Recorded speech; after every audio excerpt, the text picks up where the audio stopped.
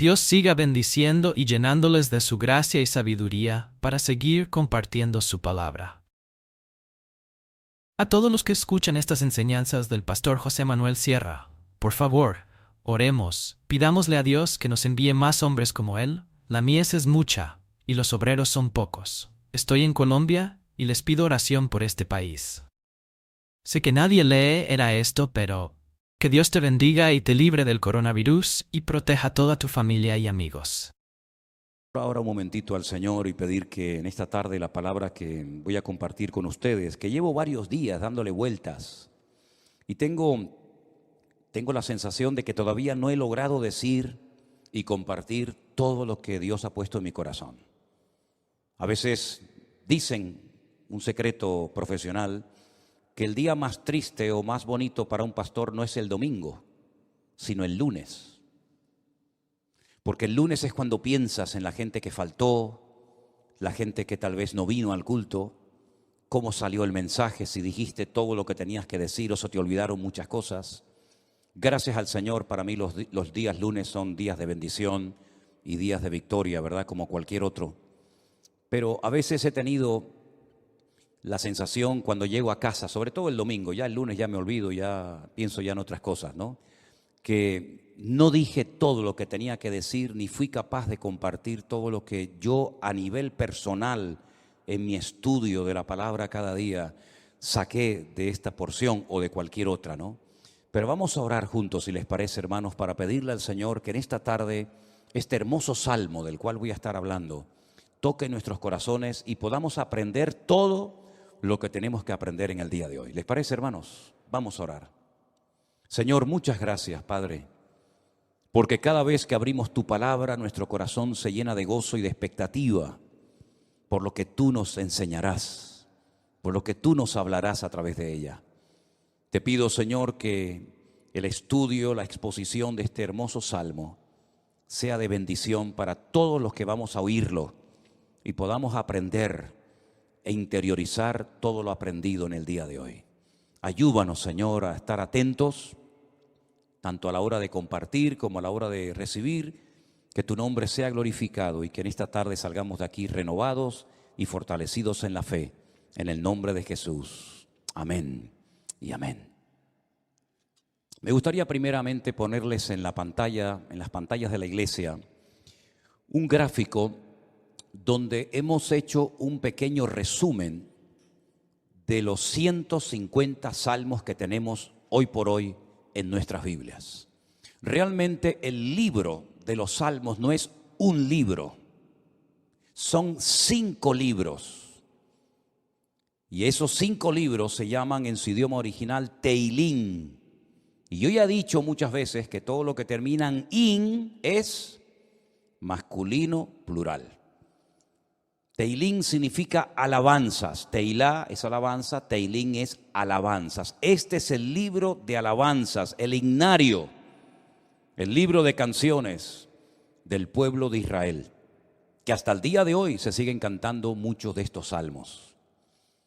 Por eso es muy hermoso leerlos a menudo y memorizarlos y enseñarlos a nuestros hijos, enseñarlos a los que nos rodean, porque traen mucha bendición a nuestra vida. Hay salmos para todos los gustos. Hay salmos 100% mesiánicos, es decir, salmos que apuntan a la vida del Señor Jesucristo. Por ejemplo, un salmo que describe los sufrimientos de Cristo en la cruz, el 22. Hay salmos que son oraciones, por ejemplo el 90, el Salmo 90, que por cierto mi suegra Esperanza se lo sabe de memoria, con la edad que tiene, es una oración que hizo Moisés. Y esa oración de Moisés la tenemos en la Biblia, ¿verdad? Señor, tú has sido nuestro refugio de generación en generación, antes que los montes nacieran y fueran formados la tierra, ¿verdad? Ese es el Salmo 90. Tenemos el más extenso, el capítulo más extenso de la Biblia, el 119, el que todos ustedes ya saben de memoria, ¿verdad? El más pequeñito, el 117, que es la letra de una antigua canción que cuando yo me convertí se cantaba mucho esa alabanza, pero ya como que se ha olvidado. Alabad al Señor, naciones todas, pueblos todos, alabadle, alabadle, bendecid su nombre, ¿verdad? Tenemos el famoso Salmo 133. Mirad cuán bueno y cuán delicioso es habitar los hermanos juntos en armonía. Tenemos salmos proféticos, salmos que son quejidos, lamentos, ¿verdad?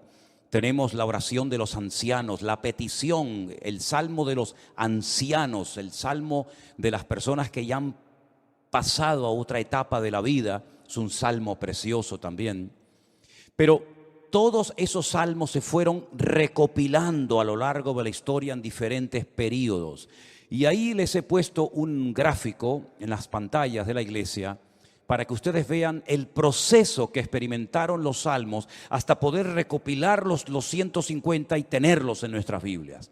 Por ejemplo, los primeros 41 salmos, del 1 al 41, se recopilaron. No significa que se escribieron, pero que se recopilaron en la época del rey David.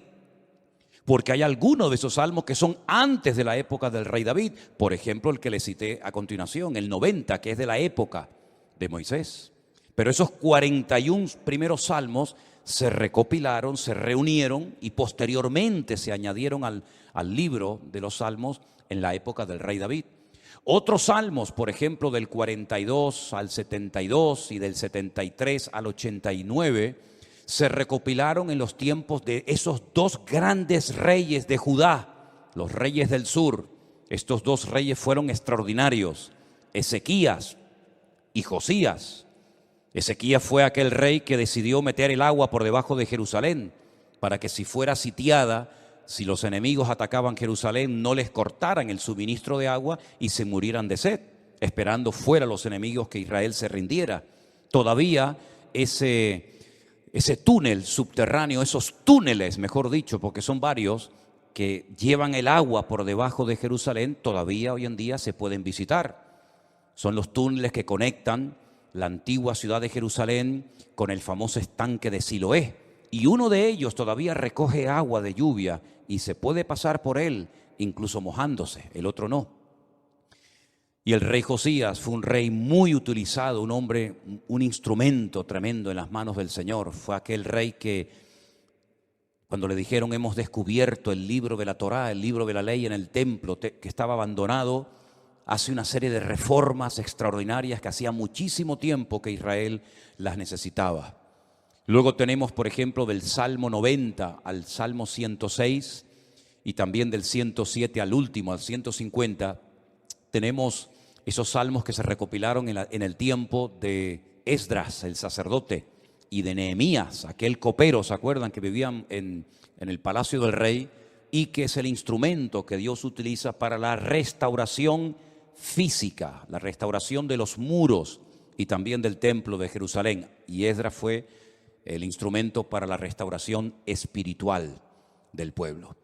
Porque una cosa es que tú seas restaurado en tu economía, en lo natural, sea economía, sea salud, sea familia, que está bien, Dios también está interesado en restaurar esas áreas de tu vida. Y otra cosa muy distinta es la restauración espiritual de una vida. Tú puedes ser restaurado, digamos, en tu economía, pero no significa de que haya sido restaurado en lo espiritual. Y si quieren ver un ejemplo claro de lo que estoy diciendo, vayan, por ejemplo, al famoso libro de Ezequiel, en el capítulo 37, cuando el Señor le dice a Ezequiel, ven que te voy a enseñar algo, y lo lleva al cementerio más antiguo del mundo, que está al este de Jerusalén, en el Monte de los Olivos, cementerio que tiene más de 3.000 años, que se puede visitar hoy en día, que se conoce, bueno, el nombre que le dan los judíos hoy en día es el Bet Hayim, que es la casa de los vivos, pero realmente era el valle de los huesos secos, porque es un valle lleno de huesos, un valle lleno de muertos. Y el Señor, estando él en Babilonia, le muestra ese valle, ese cementerio, y le dicen, ¿tú crees que estos huesos vivirán? ¿Tú crees que volverán a la vida estos huesos secos en gran manera, que en algunos casos hay años y años que están ahí enterrados? Y el profeta Ezequiel le dice al Señor, yo no sé, Señor, lo que va a pasar con estos huesos, con estos muertos. Y el Señor le dice, predícales, profetízales a los huesos. Y dice que mientras les predicaba, comenzaron a levantarse esos huesos y se formaron cuerpos humanos, seres humanos, con piel, con tendones, con miembros, con cuerpos, pero dice que eran como muertos vivientes, les faltaba el espíritu, no se movían, estaban ahí quietos como zombies. Y el Señor les dice, les falta el espíritu, profetiza, habla para que el espíritu entre en ellos. Y al final del capítulo 37, el Señor le explica al profeta Ezequiel lo que significa esa visión y le dice, esta es la casa de Israel. Estos son los hijos de Israel que van a experimentar un resurgir como pueblo, como nación, una restauración nacional, que en los tiempos de Ezequiel era impensable, pero que nosotros sabemos que se ha producido en el siglo XX, en mayo de 1948, los huesos secos, esparcidos por todas las naciones de la tierra, se levantaron en un solo día como pueblo, y ahí están, con su himno, con su bandera, con su tierra, con su capital, pero la restauración espiritual aún no se ha producido. Todavía falta la restauración más importante del pueblo de Israel, y es la restauración espiritual que se va a producir cuando ellos reconozcan a Yeshua HaMashiach como el verdadero Mesías, Mesías que traspasaron, Mesías que rechazaron, pero que verán algún día que era el verdadero Mesías. En los Salmos encontramos mucha información acerca de la restauración nacional y espiritual del pueblo de Israel. Encontramos que dicha restauración se llevaría a cabo a través de la obra de Cristo, del Hijo de Dios humanado y encarnado, que habitaría entre los seres humanos como un ser humano más. En los Salmos también encontramos al principio mucha información acerca del tipo de salmo que vamos a leer. Por ejemplo, hay salmos que en la parte de arriba pone Mictán. ¿Lo habéis visto alguna vez? Mictán. Y uno dice, ¿y eso qué significa? Mictán es una enseñanza profunda. Un salmo que ponga arriba como título Mictán es una enseñanza a tener en cuenta. Es una sabiduría expuesta por escrito para que el que la lea, el que la reciba, el que la cante, sepa que está cantando verdades muy profundas que nacen del corazón de Dios. Hay salmos que, por ejemplo, pone Salmo de Segilot, y significa que es un salmo que se tenía que tocar con instrumentos de cuerda, porque no todos los salmos se tocaban con instrumentos de cuerda, había otros que eran de percusión y otros de viento.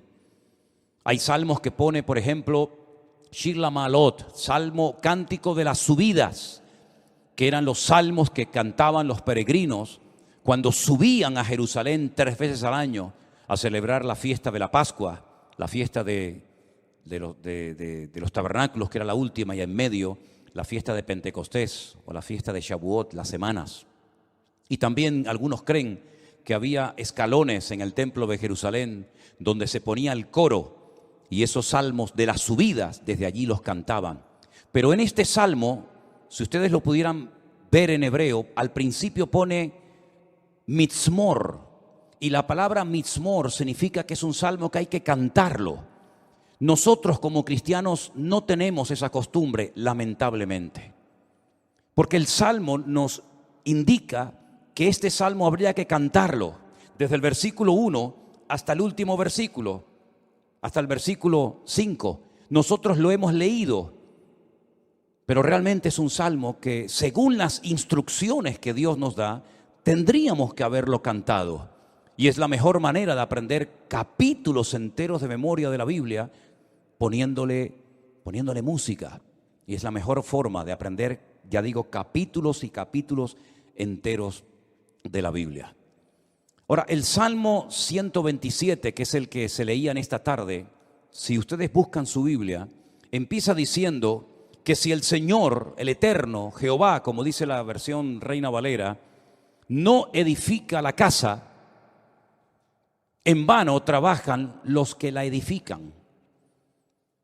Tenemos que explicar brevemente a qué se está refiriendo el autor de este salmo, que pudo ser David, que le escribió un salmo, una enseñanza a su hijo Salomón, o como opinan otras personas, pudo ser un salmo que lo escribió Salomón con una enseñanza que heredó de su padre, el rey David. Sea como sea, la declaración que hace el versículo 1 es muy interesante. Si Dios, el Eterno, nuestro Creador, no edifica la casa, en vano trabajan los que la están edificando. El sueño de David, que nunca lo vio cumplido, era construir un templo para su Dios. Dios nunca le dijo a David que lo hiciera, pero nació en el corazón de David el anhelo, el deseo de tener una casa, un templo, sobre todo para que el arca de la alianza, que tenemos ahí en la entrada de la iglesia como una réplica, para que ustedes pudieran ver el tamaño original que tenía el arca de la alianza en aquellos tiempos, en vez de estar debajo de una lona, debajo de una tienda de campaña, pudiera estar en un templo bonito, grande, bien decorado, espacioso, etcétera, etcétera. Ese era el sueño de David, pero nunca lo vio cumplido, porque el profeta Natán le dijo que él no tenía el aval, el respaldo de Dios, el permiso del Señor para construir dicho templo. Ese templo solamente podía ser levantado en un lugar, no podía ser levantado en cualquier parte, sino encima de lo alto de un monte llamado el monte Moriah. Es una palabra compuesta, el lugar donde Dios me enseña. Moriah viene de maestro, Moré, Morá, Morín, Morot, y Yad es el diminutivo del nombre de Dios. El monte donde Dios es mi maestro, el monte donde Dios me enseña y me instruye, ¿verdad? En ese monte vivía un señor llamado Arauna, que era un jebuseo, los antiguos habitantes de Jerusalén. Y allí sube el rey David, y entonces dice la Biblia que allí ofrece un sacrificio, cuando había muerte por todas partes, por un pecado que, como bien saben ustedes, el rey David había cometido. Allí él presenta un sacrificio en el mismo monte y en el mismo lugar donde tiempo atrás el famoso patriarca Abraham, el amigo de Dios, había subido con su hijo Isaac para sacrificarlo sobre un altar, pero el Señor lo detuvo y le dijo: no lo hagas. Todavía ese altar, esa roca enorme que es tan grande como esta plataforma o más, todavía está allí. Y los judíos consideran que desde allí fue donde Dios creó el mundo, el ombligo, el centro geográfico de la tierra bíblica. Pues en ese lugar Salomón, su hijo, iba a construir el primer templo de la historia para Dios. Ellos tenían que partir de la base de que el Dios de ellos era tan grande, tan inmenso, que era imposible meterlo dentro de un templo. Era totalmente imposible meter a Dios, limitar a Dios dentro de un cubículo, dentro de un edificio, porque ya el Señor le había dicho a David que el cielo es su trono y la tierra es el estrado de sus pies. ¿Qué templo me van a hacer ustedes para mí? Los romanos se reían de los judíos cuando llegaron a Israel y decían: ustedes están locos, porque ustedes tienen un templo enorme, precioso, pero vacío. ¿Dónde están vuestros dioses? ¿Dónde están vuestras divinidades? Los griegos, los romanos y todas las culturas habidas y por haber levantaban templos, pero luego los llenaban de ídolos. Apolos, Afrodita, ¿verdad? Cibeles, Ares y tantos dioses. Pero los judíos nunca pusieron una figura de Dios, porque al Señor tu Dios adorarás y a Él solo servirás. Y en los famosos 10 mandamientos, el Señor prohibía la fabricación de imágenes de talla. Por lo tanto, era un templo vacío, pero en lo más recóndito, en lo más oculto del templo, estaba un lugar que nosotros lo llamamos el lugar santísimo, donde estaba el arca de la alianza. Y Salomón iba a poder construir ese templo con la ayuda de miles y miles de personas. Y podía estar tranquilo de que nadie le iba a atacar, porque su padre había estado durante años sometiendo a todas las naciones vecinas para que su hijo, en tiempos de paz y de prosperidad, pudiera construir el templo de Jerusalén. Lo tenía todo. El padre le dio los planos. El padre le escribió 77 letras de canciones que las tenemos en la Biblia, los famosos salmos de David, para que pudieran cantar. Inventó instrumentos musicales, le dio oro, piedras preciosas, madera, plata, bronce, lo tenía absolutamente todo. Y además Salomón hizo un pacto con el faraón, que eran expertos en aquella época en la fabricación de megaestructuras, porque los judíos nunca habían hecho un edificio tan grande, y mucho menos para Dios. Cómo levantar aquellas piedras, subirlas a aquel monte, colocarlas una encima de la otra, aquellas columnas, más de 70 columnas exactamente, de una pieza, cómo iban a levantarlas, ponerlas a nivel para que aquella casa no se cayera. El templo no tenía arcos, como lo inventaron los romanos, por eso los arcos le han permitido a las fabricaciones y a la arquitectura romana permanecer hasta el día de hoy, pero eran columnas y era muy difícil poner aquello en pie. Hay, por ejemplo, en la ciudad de Jerusalén, en un lugar donde yo he llevado a algunos hermanos alguna vez, una columna entera que es como de aquí al fondo de la pared, que se quebró y allí la dejaron, y han pasado 2000 años y todavía aquella columna sigue allí. Él hizo un pacto con el faraón, se casó con su hija, hizo un pacto de no agresión. De hecho, su hija se murió en Jerusalén y hay en el torrente de Cedrón hay una pirámide pequeñita, recordando que allí está enterrada una mujer de origen egipcio, porque ella murió en Jerusalén. Y el faraón le ayudó a construir aquel hermoso templo. Pero Salomón sabía perfectamente que él podía tener el oro, la plata, los albañiles, los carpinteros, los canteros, absolutamente todo. Incluso había naciones que todos los años le traían, curiosamente, 666 talentos de oro. Multiplique 666 por 45, era una barbaridad de kilos de oro para ayudarle. Venían personas de todos los continentes de la tierra, unos le traían marfil, otros le traían diamantes, otros le traían de todo, pero él sabía que aunque lo tenía humanamente hablando todo, sin el respaldo, sin la ayuda del Señor, aquel templo nunca se iba a poder levantar. Y aquí hay una primera lección que tenemos que interiorizar nosotros como cristianos en el día de hoy. Nosotros nos podemos esforzar mucho y de hecho el esfuerzo forma parte de la vida cristiana. Esfuérzate y sé valiente, le decía el Señor a Josué, ¿verdad? Josué capítulo 1. Esfuérzate y pelea, le decía el apóstol Pablo a Timoteo. Pero por mucho que nos esforcemos, por mucho que trabajemos, por mucho que madruguemos o por mucho que trasnochemos, sin el respaldo, sin el favor de Dios, todo lo que hagamos no sirve absolutamente para nada. ¿Cuántos dicen amén? Algunos creen que por trabajar más van a ganar más y se equivocan, porque la Biblia no enseña que para ganar más hay que trabajar más. Si usted quiere ganar más, no haga eso, porque lo está haciendo al revés. Si usted quiere ganar más, yo después le digo lo que tiene que hacer, pero no trabajes más para ganar más, porque vas a ganar menos y te vas a terminar agotando. Porque la Biblia dice en el Salmo que hemos leído que si el Señor no edifica la casa, en vano, y esa palabra en vano, esa expresión en hebreo, en vano, significa para que no llegues al agotamiento físico y mental. ¿Qué les parece?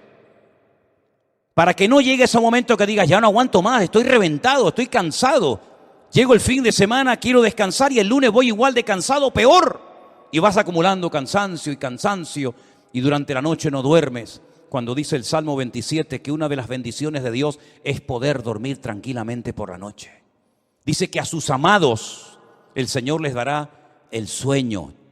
Y hay muchas personas que darían cualquier cosa con tal de poder dormir en paz, como nosotros, los hijos de Dios, que hemos aprendido a depender y a descansar en el Señor, podemos dormir en paz. ¿Cuántos dicen amén? No sé por qué nos han hecho últimamente a Elena y a mí una pregunta, me la hacen de vez en cuando, por internet, por WhatsApp, por correos, incluso hasta en persona. ¿Ustedes están durmiendo bien? Y preguntamos, ¿y por qué nos hacen esa pregunta? Si no, pues con todo lo que tienen, todo el jaleo de atender gente y atender gente de aquí y llamar, ¿ustedes duermen bien? Y la respuesta de Elena siempre es la misma, dormimos perfectamente.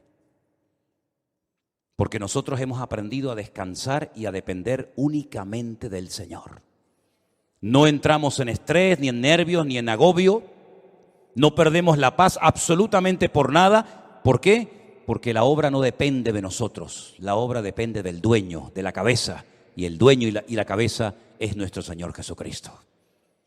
Me da mucha pena, mucha lástima cuando veo a cristianos agobiados, cargados, estresados, con la tensión disparada. Perdonen si alguien se siente aludido, yo es que no le he tomado la atención nunca a ninguno de ustedes, por eso hablo desde la libertad, porque claro, va a decir, ¿este hombre cómo sabe que tengo yo la tensión alta? No, yo no sé nada, pero el Señor lo sabe todo. Pastillas para poder dormir, claro, después pastillas para despertarte. Agobiado, estresado, que no llego a fin de mes, que no pago el colegio de los niños, que los libros, que esto, que lo otro. Y yo he cumplido recientemente 60 años. No me da ninguna vergüenza decirlo, al contrario, estamos orgullosísimos de los 60 años que tenemos. Y de esos 60 años, que parecen mucho, pero a la hora de la verdad no son tantos, de esos 60 años, 40 los he dedicado a servir única y exclusivamente al Señor. Es decir, no me he dedicado en otra cosa los últimos 40 años de mi vida más que a servir al Señor. Con iglesias pequeñas, con iglesias grandes, con escasez, con abundancia, con mucha gente, con poca gente o con ninguna gente. Y en estos últimos 40 años, si algo hemos aprendido, sobre todo en este último año, es que Dios es galardonador de los que le buscan. Y cuando más difícil estaba todo, y cuando humanamente hablando era imposible que esto siguiera adelante, el Señor sin manos nos dio una cachetada de amor, mostrándonos y enseñándonos que Él es el que edifica su casa y su obra, y no nosotros. A mí me llama mucho la atención que este verbo edificar es exactamente el mismo que emplea el Señor Jesucristo cuando hace referencia a lo que Él iba a hacer. Edificaré mi iglesia. Su padre en Génesis capítulo 1 nunca empleó el verbo baná o boné, que es construir, sino el verbo bará, que se parece, pero no tiene nada que ver una cosa con otra. Bará es un verbo que solamente aparece en la obra creadora de Dios. Cuando dice la Biblia que en el principio creó, ese verbo creó es bará y significa crear de la nada. Este púlpito está hecho de un material llamado metacrilato. Lo mandamos a hacer hace 20 años. El que lo hizo, porque este no se ha perdido ningún culto desde que estamos aquí, Este ha estado todos los cultos, todas las reuniones de jóvenes, todos los cultos de jueves, todos los cultos de domingo. Este que está aquí, o esto que está aquí, ha estado siempre aquí. Pero el que lo hizo, no lo creó, lo hizo utilizando una materia prima, metacrilato. Y el púlpito que tenemos en la iglesia del Puerto de la Cruz es de madera. Y alguien lo hizo, no lo creó, utilizando la materia prima de la madera. Pero el verbo bará en Génesis capítulo 1 es crear de la nada. ¿Y cómo Dios creó sin utilizar materia prima? Sin utilizar tierra, sin utilizar piedra, sin utilizar madera, con el poder de su palabra. Dijo Dios, sea la luz, y fue la luz. Y dijo Dios, y todo lo que Dios decía se materializaba por el poder de su palabra. Pero curiosamente el Hijo, cuando viene a este mundo hace 2000 años, Él no dijo, crearé mi iglesia de la nada. No dijo eso, sino dijo, edificaré. Y si juntamos, y tenéis memoria para recordar esto, el Salmo 127 dice Salomón, si Dios no edifica esta casa, en vano estamos trabajando nosotros aquí. Estamos perdiendo el tiempo, nos estamos desgastando, vamos a llegar a la extenuación, al agotamiento, si Dios no respalda esta obra. Porque Él sabía que esa obra no dependía de sus obreros, de su sabiduría, que era mucha y la tenía, de su dinero, que era mucho y lo tenía. Él sabía que aquella casa no era una casa particular, no era una sinagoga, no era un colegio, era la casa de Dios. Y la casa de Dios solamente se podía utilizar esa palabra, esa expresión, para hacer referencia al templo. Yo sé que hay gente que dice, hermanos, bienvenidos a la casa de Dios. Está mal dicho eso, porque esto no es la casa de Dios. Esto es un local donde se reúne la iglesia, pero esto no es la casa de Dios. Dios no vive aquí. Si esto fuera la casa de Dios, yo no me voy de aquí ni a palos. ¿Cómo me voy a ir de aquí si mi Dios vive aquí? ¿A dónde me voy a ir? Nos tendríamos que venir a vivir aquí. Pero esta no es la casa de Dios. Pero en aquellos tiempos, cuando Salomón dice, si Jehová no edificare la casa, ¿a qué casa se refería? A la casa de Dios. Él sabía que esa casa no iba a poderse terminar si no tenía el respaldo de Dios. Por eso el Señor Jesucristo pudo decir, yo edificaré mi iglesia. Porque Él dijo, todo lo que hago y todo lo que digo, lo hago porque mi Padre me da autorización y me apoya para hacer y decir lo que hago. Por eso la iglesia ha permanecido en estos últimos 2000 años con persecuciones, con todo tipo de regímenes políticos, con falsas doctrinas, con divisiones, etcétera, etcétera. ¿Por qué? Porque el que la está fabricando no es el hombre, el que la está construyendo es el Señor Jesucristo. Y nosotros somos piedras vivas en ese edificio, pero la piedra angular la que soporta todo el peso, es nuestro Señor Jesucristo. La piedra que desecharon los edificadores ha venido a ser la cabeza del ángulo. Bendito sea Dios. Piná, Rosh Piná. Eso es, Rosh Piná. Hay un pueblo en Israel muy bonito que se llama Rosh Piná, que significa la cabeza del ángulo. Pero este salmo, ¿sabes? Te da una calma, te da una paz impresionante, porque no tienes que estar dependiendo de tu esfuerzo personal, sino del respaldo de Dios. Y yo le hacía esta mañana a los hermanos del Puerto de la Cruz 2 preguntas que se las voy a hacer ahora a ustedes. ¿Dios está respaldando lo que estás haciendo? Piensa bien, Todos no vamos a ser pastores, todos no van a ser predicadores, evidentemente. Pero todos y cada uno de ustedes, de nosotros, nos dedicaremos en la vida a algo. Pero mi pregunta es, ¿a eso a lo que hoy por hoy te estás dedicando, tú notas en tu vida el favor de Dios, el respaldo de Dios? Si la respuesta es sí, yo siento que en mi profesión, en mi carrera, en mis estudios, en mi trabajo, yo siento y noto que el respaldo, que la bendición de Dios está conmigo. Gloria a Dios, no sabes cuánto me alegro, hermano. Pero si la respuesta es no, entonces ¿por qué lo estás haciendo? Si sabes que Dios no te ha mandado a hacer lo que estás haciendo, ¿cómo te atreves a hacerlo? Porque la segunda pregunta que les iba a hacer es, ¿por qué estás haciendo lo que estás haciendo? ¿Para ganar un sueldo? Es decir, ¿tú sabes que no estás haciendo lo que Dios quiere? Esa no es la voluntad perfecta de Dios para tu vida, pero igualmente lo haces porque a final de mes un señor te pone un sobre con un dinero para poder cubrir tus necesidades. Así es como tú te has montado tu vida cristiana. ¿Te ves haciendo lo que estás haciendo tus próximos 10 años, 20 años de tu vida? ¿Ese es el futuro de tu vida? ¿Dedicarte a lo que estás haciendo? Si es la voluntad de Dios, gloria a Dios, siga adelante. Pero como la vida es tan corta y cuando te des cuenta pasó, ¿cómo hay creyentes que se han dedicado toda la vida a hacer lo que saben que no era la voluntad de Dios perfecta para ellos, pero al fin y al cabo lo hacían para al final de mes recibir un sobrecito con un hueso que te daba un señor que le sobraba de todo, que a veces no te pagaba lo que tú merecías por haber trabajado tanto, pero dependías de él hasta para poder poner un poco de gasolina a tu coche o hacer una compra en un supermercado?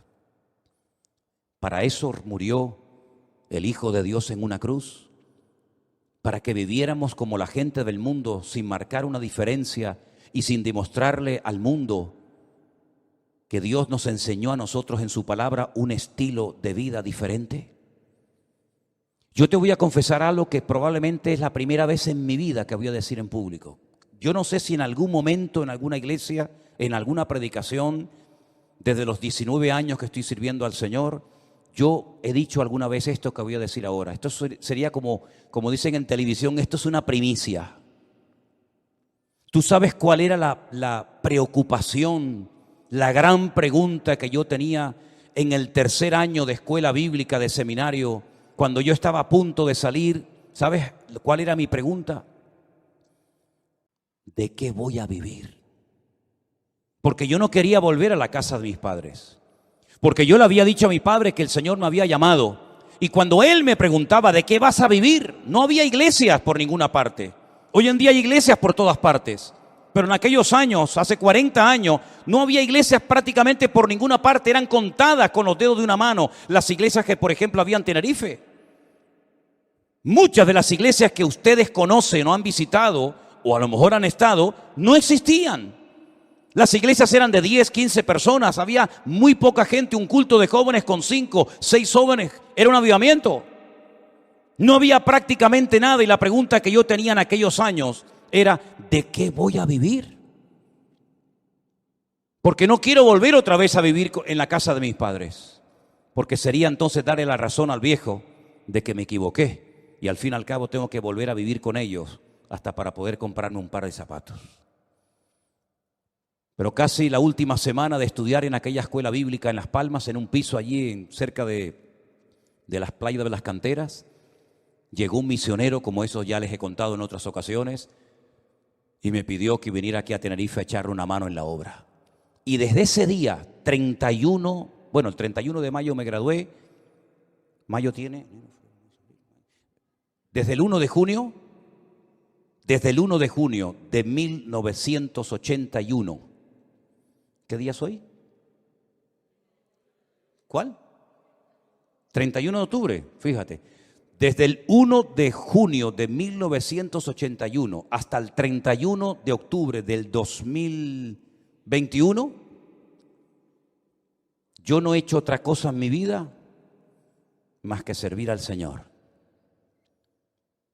Me pude casar, pudimos viajar, hemos fundado iglesias en algunos lugares y estamos disfrutando de la obra del Señor como nunca jamás en la vida habíamos soñado. Sabemos lo que es estar sentado en una cama con una libreta, con una calculadora, sacando los gastos del mes y diciendo, no llegamos, no llegamos, no llegamos. Pero también sabemos lo que es, el Señor es mi pastor y nada me faltará. Hemos aprendido a vivir en escasez como no te imaginas. Y hemos aprendido a vivir en abundancia, hemos aprendido a dormir en cualquier lugar, porque el Señor nos ha mostrado de que cuando una persona es capaz de hacer un mínimo gesto por el Señor respalda y bendice la vida de esa persona. Y tengo un temor tremendo en mi corazón por toda la manera como el Señor nos está bendiciendo y abriendo puertas en todas partes. Porque sabemos perfectamente que no es por nuestros méritos, no es por nuestros méritos. Quiero decirles que cuando muchos de ustedes vinieron a esta iglesia, nosotros ya hacía años que estábamos aquí. Hacía años que estábamos en este lugar. Y el Señor ha ido edificando poco a poco su obra. Y hoy en día podemos hablar para la gloria del Señor de miles y miles de personas que en todas partes del mundo, muchos de ellos han conocido al Señor Jesucristo como su Señor y Salvador personal en este último tiempo. Anoche tenía una reunión por Zoom con todos los hombres de la iglesia virtual del grupo número 2, gente con más de 80 años, dándole gracias al Señor porque en la recta final de su vida, como ellos mismos decían, han conocido el Evangelio del Señor Jesucristo y tienen un hambre por conocer más y más de la palabra que a mí realmente me deja sorprendido todo lo que el Señor está haciendo. Yo quiero decirles a todos y a cada uno de ustedes que yo también tuve tu edad y estuvimos dispuestos cuando éramos jóvenes, recién casados con 21 años, a pagar un precio. Y nos llamaron locos. Los pastores nos reunían de vez en cuando y nos decían, estáis locos. ¿Cómo sois capaces de ir con una niña pequeña como era Priscila en aquellos años a un país tan lejos, sin conocer prácticamente a nadie, a vivir por fe? Pero cuando el Señor edifica su obra y cuando el Señor respalda su obra, no hay impedimento que pueda frenar la vida de un hijo y de una hija de Dios.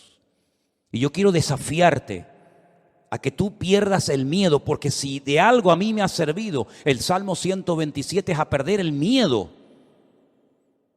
Si Anderson, que está conectado al liderazgo y a los coordinadores de la iglesia virtual número 1, les hablara acerca de lo que cuesta, del presupuesto enorme que cuesta el hacer todas las actividades, nos quedaríamos con la boca abierta. Pero el Señor ha suplido de una forma increíble, porque el Señor es galardonador de los que le buscan y cuando Él edifica la casa, no hay nada ni nadie que la pueda detener. Fíjate que en el Salmo 121, si te das cuenta, habla de la casa de Dios, es decir, lo principal, la obra de Dios, nada ni nadie la va a detener. Pero en segundo lugar, habla de la ciudad. Si Jehová no guardare la ciudad, en vano vela la guardia. Este versículo, cada vez que me tocaba a mí guardia en el ejército, y te daban todas las balas y la metralleta y el armamento para estar de guardia, yo siempre lo decía en alta voz: si el Señor no guardare la ciudad, en vano vela la guardia. Porque todo lo que hagamos, todo tu esfuerzo personal, y que conste, quiero dejar bien claro, por favor, hermano, que el Salmo 127 no es un salmo que apoya al perezoso, al vago, al negligente. No, no, al contrario. El esfuerzo forma parte de una vida cristiana normal. Pero todo nuestro esfuerzo, nuestro sudor, nuestro trabajo no sirve de nada si el Señor no respalda lo que estamos haciendo para Él. Absolutamente de nada. Luego es un golpe al ego del hombre, porque la gloria no me la llevo yo. Yo he sido el que he edificado, como decía Salomón, Nabucodonosor, ¿se acuerdan? Yo fui el que levanté la gran Babilonia, y al final tuvo 7 años viviendo en un monte como un animal, para que el Señor pudiera arrancar de su corazón la arrogancia y el orgullo. Porque una persona arrogante, acomplejada u orgullosa no es digna de estar sirviendo al Señor. Una persona con orgullo, una persona que se le sube a la cabeza lo que tiene, lo que es o lo que hace, es una persona que no está capacitada para estar al frente de una obra. Por eso a mí me da alegría ver al hombre más sabio de la tierra, a uno de los hombres más ricos del mundo, como era Salomón, que cuando la reina de Saba vino y lo visitó, le dijo: lo que me contaron no es ni el 1% de lo que ven mis ojos. Que él reconozca que el éxito de aquella obra no estaba en él, sino estaba en su Dios. Y nosotros tenemos que aprender hoy más que nunca que tenemos que aprender a depender de Dios. Y eso hay que enseñárselo a nuestros hijos y hay que enseñárselo a los jóvenes de la iglesia, para que nos demos cuenta de que en estos tiempos donde la economía está en crisis y donde el mundo irá, según la Biblia, de mal en peor, nosotros estemos preparados y sepamos adaptarnos a las circunstancias y no perder la paz ni el equilibrio, porque el Señor es nuestro Dios y estará con nosotros todos los días hasta el fin del mundo. Madrugar y trasnochar sin el respaldo de Dios no sirve absolutamente para nada.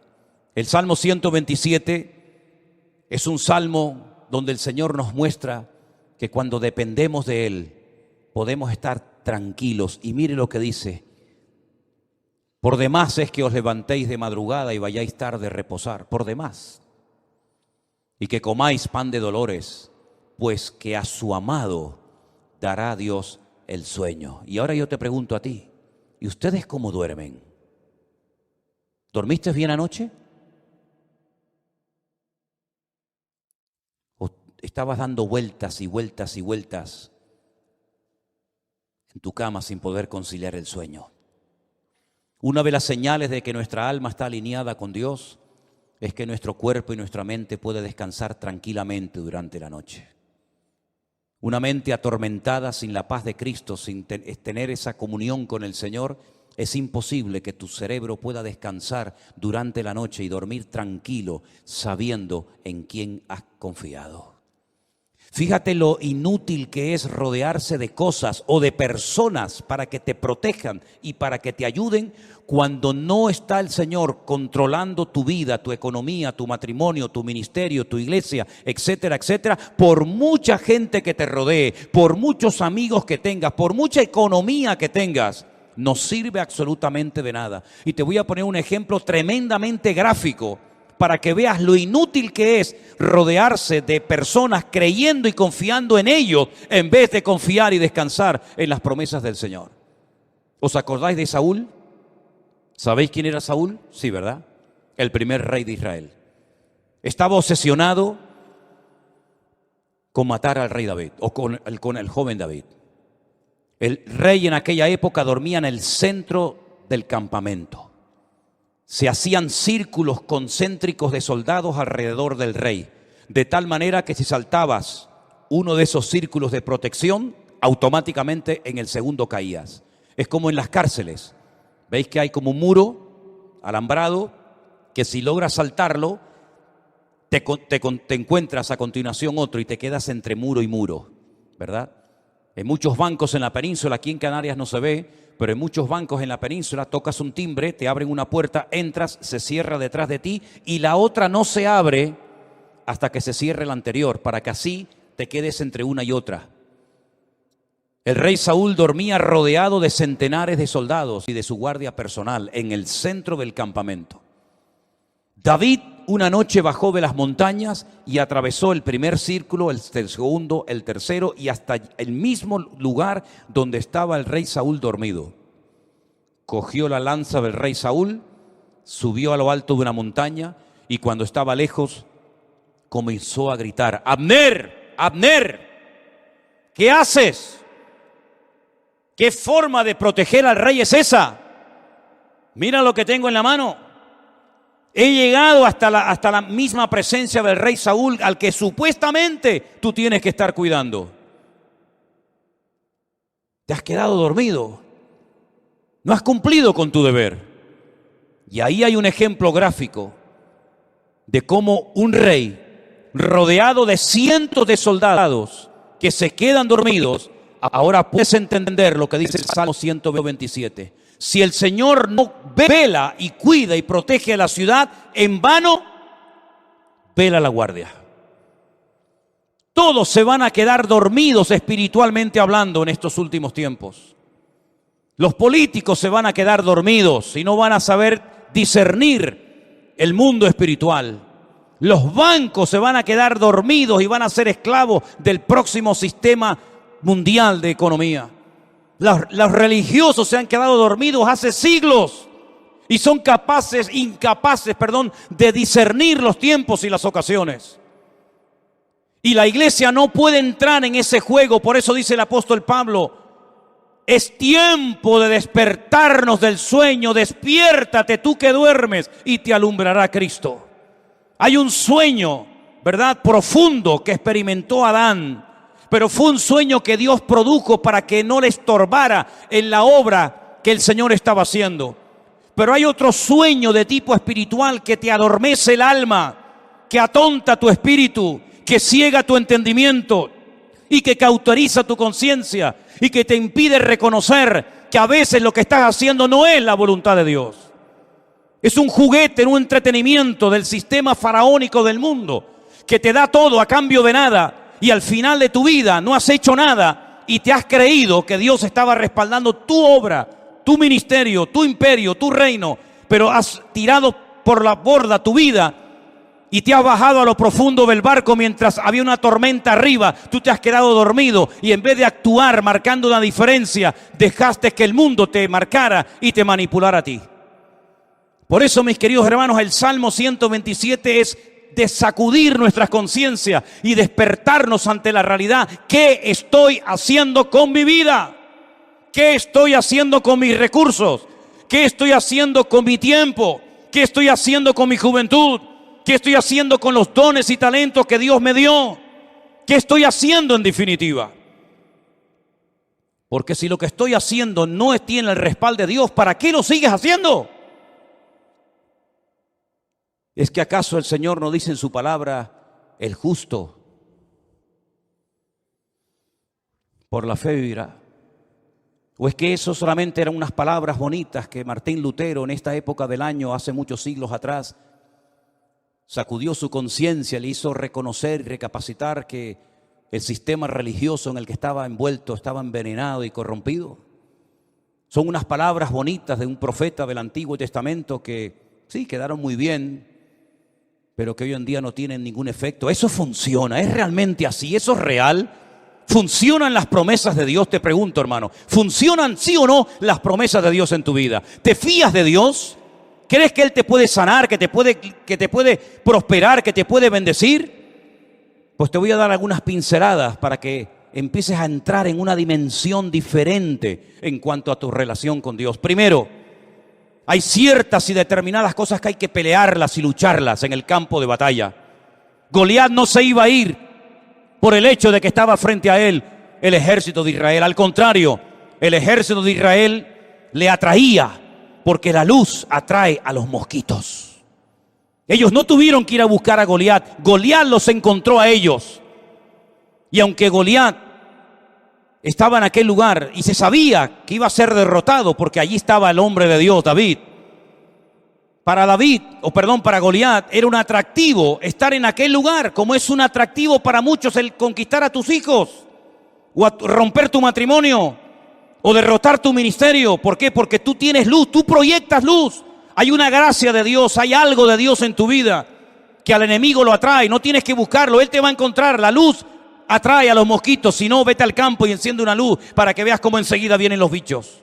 Y si nosotros verdaderamente somos luz, vamos a atraer a ciertas y determinadas cosas. Y por eso la Biblia dice que hay que pelear. ¿Pero pelear qué? La buena batalla. Porque hay batallas que no las pelees porque vas a morir. Como Jonatán se fue a pelear una batalla que no tenía que haber ido nunca y murió. Pero Pablo dice, yo he peleado la buena batalla. ¿Estás peleando la buena o la mala batalla?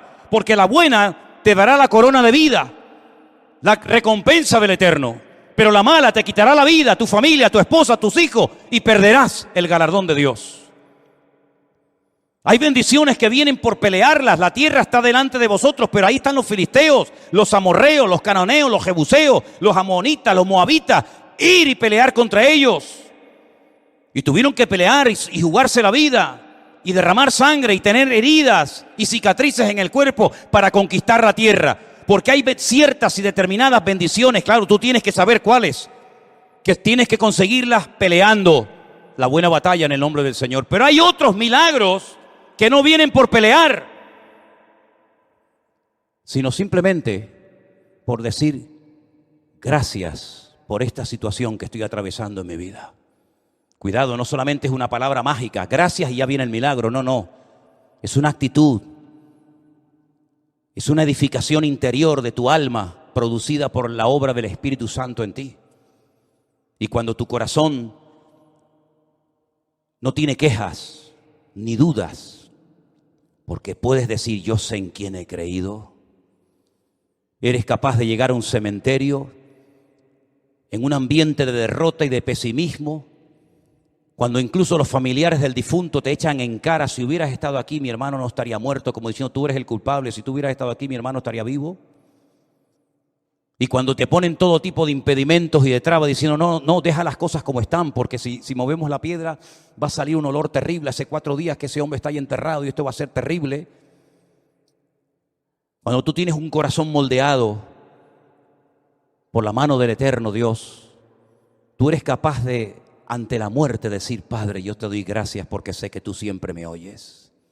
Y se produjo un milagro sin ayuno, sin oración, sin reprender demonios, sin gritos, sin show ni espectáculos, sino simplemente con una expresión de gratitud y de dependencia del Padre. Yo sé que tú siempre me oyes, Lázaro, sal fuera. Y se produjo un milagro tremendo, uno de los milagros más espectaculares de Cristo, simplemente por expresar gratitud en medio de la muerte y del dolor. Y el segundo gran milagro de Cristo, un milagro que consistió en multiplicar cosas.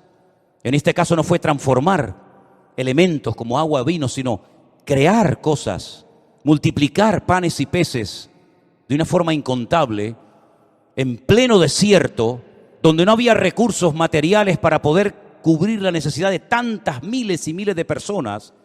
Cuando sus propios discípulos, y tendrás esta experiencia en tu vida, te lo aseguro, hermanos que te llegarán y te van a decir, pero con ese sueldo ¿a dónde vas?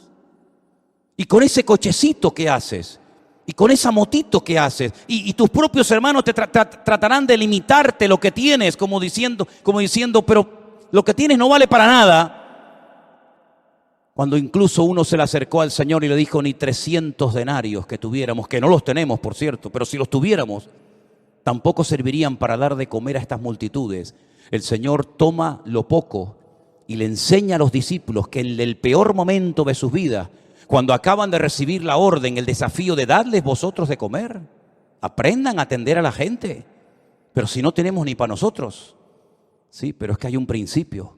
Cuando te descentralizas de ti mismo y te centras en Dios y en los demás, el aceite nunca faltará. Nunca faltará. Así que dadles vosotros de comer y yo os voy a enseñar cómo se les da a la gente hambrienta de comer. ¿Qué hay por ahí? Unos cuantos panes y peces, los cogió, los bendijo y dio gracias. Y dando gracias, comenzó a partirlo y le dijo, comenzar a repartir, comenzar a repartir, comenzar a repartir. Y hasta llegaron a sobrar cestas enormes llenas de pedazos de la comida que el Señor había multiplicado. Hay milagros que vienen por pelear. Hay bendiciones que vienen por pelear y jugarte la vida y hasta la extenuación si hace falta. Pero hay otros milagros que vienen cuando te relajas y dices, ya no puedo más. Pero te voy a dar gracias por mi hijo, por mi enfermedad, por mi escasez. Te voy a comenzar a dar gracias y voy a comenzar a gozarme en lo que no entiendo. Y voy a transmitir ánimo, aliento y gratitud a mi familia y a mi gente que me rodea. Y vas a comenzar a ver milagros impresionantes en tu vida. Yo digo una cosa. ¿Qué tienes que perder? Imagínate que te funciona. Vas a estar toda la vida agradecido al Señor por haber aprendido a salir de la miseria, por haber aprendido a gozarte en la adversidad y por haber aprendido a ver la gloria de Dios en medio de las tormentas de la vida. ¿Cuántas tormentas hemos atravesado? ¿Cuántos desiertos hemos cruzado? ¿En cuántas cuevas nos habremos metido espiritualmente hablando? Pero de todas y de cada una de ellas nos ha sacado nuestro Dios. Y la situación en la que te encuentras ahora mismo, repito, la situación en la que te encuentras ahora mismo, y yo no me estoy dirigiendo a nadie, y lo quiero dejar bien claro, porque yo no necesito un micrófono para hablarte a ti, o a ti, o a ti hermanita, o a ti hermano. Yo no necesito, jamás necesito de un micrófono para sentarme y decirle a usted, ven para acá. Yo le estoy predicando a toda la iglesia, pero creo que en este momento el Señor me está utilizando para decirte esto. La situación en la que te encuentras ahora mismo en tu matrimonio, en tu economía o en cualquier otra área de tu vida, Dios la ha permitido. Porque lo que tienes que aprender no lo vas a aprender riendo ni saltando, sino llorando y sufriendo. Porque lo que se aprende llorando no se olvida nunca. Lo que se aprende en el dolor y en el sufrimiento no se olvida jamás en la vida. Por eso hay dolores que son una bendición. Y por eso el Señor ha permitido que todos y cada uno de nosotros, con sus respectivas circunstancias, hayamos llegado a un punto en nuestra vida, con la edad que tienes, con la familia que tienes, con los hijos que tienes o no tienes, para que aquí le preguntes hoy al Señor, Señor, cuento con tu favor cuando mañana vaya a la calle a buscarme la vida en mi trabajo. Si eso es lo que Dios tiene planeado para ti, adelante, hermano, sal como un león, no como una gallina. Sal como un león, contento, triunfante. Sal de tu Getsemaní con el corazón recién quebrantado y roto, pero sal de tu Getsemaní diciendo, el Señor está conmigo como poderoso gigante. Pero no se te ocurra salir de tu desierto, no se te ocurra salir de tu Getsemaní sin la bendición y el respaldo de Dios, porque entonces habrás perdido tiempo, habrás perdido recursos y no habrás conseguido absolutamente nada. Déjate de lloriquear y pórtate como un hombre. Déjate de lloriqueos absurdos y ridículos y de levantar pena y compasión. Lo que tienes que meterte es en tu huerto de Getsemaní y aprender a derramar tu alma delante del Señor. Y no se te ocurra salir de ahí hasta que le hayas dicho, no se haga mi voluntad, sino la tuya. Porque hasta ahora lo que hemos querido es que se hiciera nuestra voluntad, pero Dios el año pasado nos paró los pies a todos y nos dijo, a partir de ahora, lo que se va a hacer en mi casa y en mi iglesia es mi voluntad. Porque lo que yo quiero edificar, lo quiero edificar a mi manera, con mi estilo, con mi forma, y no con la forma y el estilo que me marcan ustedes. Vamos a dejarnos moldear, vamos a dejarnos tratar, vamos a dejarnos edificar por el Señor, porque si el Señor nos respalda y nos apoya, seremos la gente más feliz y dichosa del mundo. Pero si el Señor en lo que hagas no te respalda, serás la persona más desdichada de esta tierra. Pregúntate a ti mismo en esta tarde, ¿por qué estoy haciendo lo que hago? ¿Por qué digo lo que digo? ¿Por qué predico lo que predico? ¿Por qué hago lo que estoy haciendo? ¿No será que a veces hemos entrado en un sistema, en una rutina, en una mecánica y no nos paramos en silencio delante del Señor a preguntarle, Señor, ¿qué quieres hacer con mi vida? Si tú te atreves a hacerle esta pregunta sinceramente al Señor, te puedes llevar muchas sorpresas agradables. Pero tienes que ser valiente, porque este mensaje no va dirigido a cobardes. Los cobardes, este mensaje les da miedo. Los cobardes se enfadan, porque el enfado es la careta del cobarde. El enfado es el disfraz que utiliza la persona que en lo más profundo de su corazón tiene una inseguridad tremenda y no aprende a depender del Señor. Pero nosotros hoy estamos a cara descubierta ante la presencia de nuestro Dios y Él quiere hacer un milagro y un cambio en tu vida, pero deja que el Señor haga lo que quiera con tu vida. ¿Cuántos dicen amén? Cierra tus ojos ahí donde estás, mi querido hermano y hermana, y recuerda estas palabras, apréndetelas de memoria. Si el Señor no edifica mi casa, en vano es todo lo que hago. Si el Señor no cuida de mi vida, las alarmas, los seguros, el plan de jubilación, etcétera, etcétera, no sirven para nada, porque el que trae seguridad y protección a mi casa no es lo que tengo, es lo que soy en Cristo Jesús, mi Señor.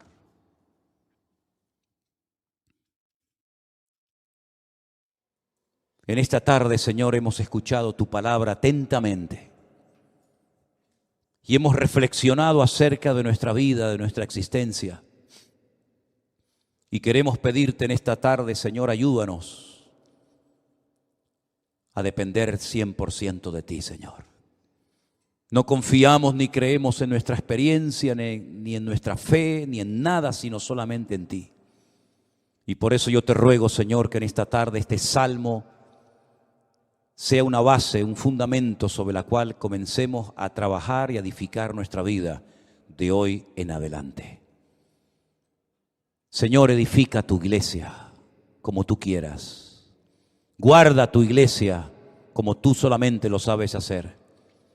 Y cuida de la vida de nuestros hijos, porque son las flechas, son las saetas que tú nos has dado para demostrarle al mundo que nuestra fe no muere con nosotros, sino que se la hemos traspasado también a nuestros hijos, a nuestra descendencia, para que tu nombre sea conocido en todas las naciones de la tierra.